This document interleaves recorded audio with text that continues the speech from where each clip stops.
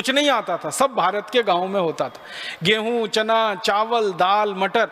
और एक अंग्रेज इतिहासकार ने तो बड़ी मेहनत की है कि भारत के एक एक गांव में क्या क्या होता था उसकी सूची बनाई है। तो आप हैरान हो जाएंगे, एक एक गांव में 2-2 हजार से ज्यादा वस्तुएं पैदा होती थी। गेहूं, चना, चावल, दाल, मटर, तो ये तो उंगलियों पे गिने जाने वाले नाम है ना। ऐसी 2000 से ज्यादा वस्तुएं भारत के अधिकांश गांवों में पैदा हुआ करती थी। और गांव कितने थे इस देश में?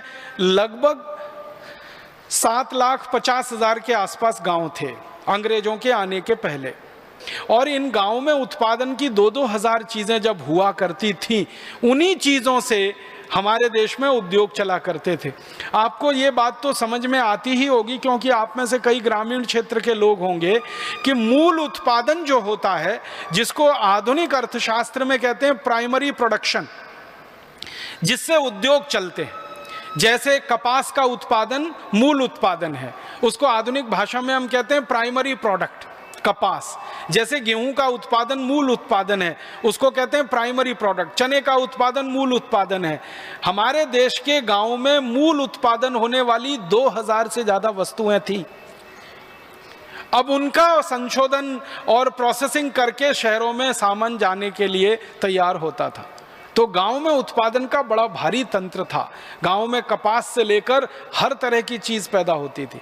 गांव में कपास होती थी, कपास का सूत बनता था, सूत का कपड़ा बनता था, कपड़ा बाजारों में बिकता था, शहर के बाजारों में बिकता था, यूरोप के बाजारों में बिकता था। इसी तरह गांव में रेशम होती थी, रेशम के उत्पादन से सूत बनता था, उस सूत से रेशमी कपड़ा बनता था, वो रेशमी कपड़ा दुनिया भर के बाजारों में बिका करता था। तो गांव की अर्थव्यवस्था को थोड़ा हम अध्ययन करते हैं।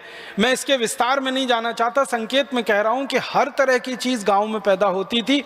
याद रखना आप, 2000 वस्तुएं भारत के गांव में थी, जिनमें 90 खनिज और अनाज का अगर गिनना शुरू करें तो सैकड़ों किस्म के अनाज, और उसके अलावा बनने वाला कपड़ा, बनने वाली रस्सी, बनने वाली सुतली, ये सब गांव में होता था।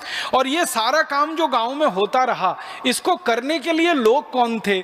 हमारे देश में कारीगर लोग हुआ करते हैं। वो गांव समाज के सबसे अभिन्न अंग थे। भारत की ग्रामीण अर्थव्यवस्था 150 साल पहले तक ऐसी थी कि 18 किस्म के कारीगर सभी गाँव में होते थे। सब गाँव में लोहे का काम करने वाले लोहार, सोने चांदी का काम करने वाले सुनार, कपड़े को बुनने वाले बुनकर, रुई आदि कपास को सूत बनाने वाले धुनकर, तेल निकालने वाले तेली, ऐसे बांस का और लकड़ी का काम करने वाले बढ़ई, ऐसे 18 किस्म के कारीगर सब गांव में होते थे। तो ऐसे कारीगरों पर आधारित, किसानों पर आधारित बहुत खूबसूरत गांव की व्यवस्था इस देश में चला करती थी। और एक बात बताऊं कि भारत में अंग्रेजों ने बहुत अध्ययन किया है गांव की न्याय व्यवस्था पर और गांव की चिकित्सा व्यवस्था पर। तो पता चलता है कि भारत की सारी न्याय व्यवस्था ग्राम पंचायत आधारित हुआ करती थी। गांव पंचायतें लगा करती थी और उनमें बड़े से बड़े फैसले हुआ करते थे।